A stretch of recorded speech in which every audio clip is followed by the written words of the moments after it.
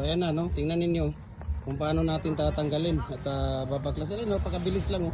Apat ka agad. Diba? Sa isang bunot, apat ka agad. Ito, pangalawang bunot natin. Diba? So, ganito lang kabilis ang ating molder. Kaya, napaka-blessing ko para sa inyo ito. At hindi po tayo nagpapatubo sa lahat ng mga molder natin, no? Sa lahat ng mga molder, wala po akong tubo sa lahat ng molder. Tulong ko po ito sa lahat ng mga followers natin. At sige, ilagyan nyo ng mating muna para makita nila kung paano natin ilalagay yung ating mating. Ay, napakabilis lang din ng paglagay ng mating natin, no? Tingnan ninyo. So, ang bilis ng mating natin, di ba? Ano?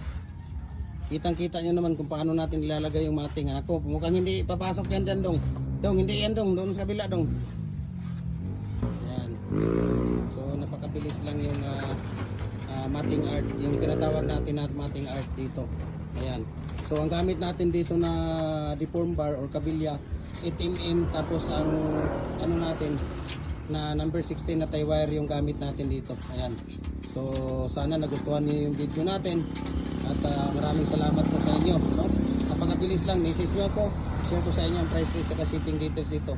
Nagpapaship tayo, Luzon, Visayas, Mindanao, kahit ang sulok man ng mundo, kaya abutin ang ating cargo. Hollow blocks molder, decorative molder, pins, concrete post, dragon fruit post molder natin, dual and heavy duty, 4 holes, 3 holes at saka 2 holes, detachable at saka fixed, RCPC pipe, culvert natin, molder, at saka decorative, brakes, hollow blocks, tipi ng manok, baluster, lahat po ng mga concrete product natin.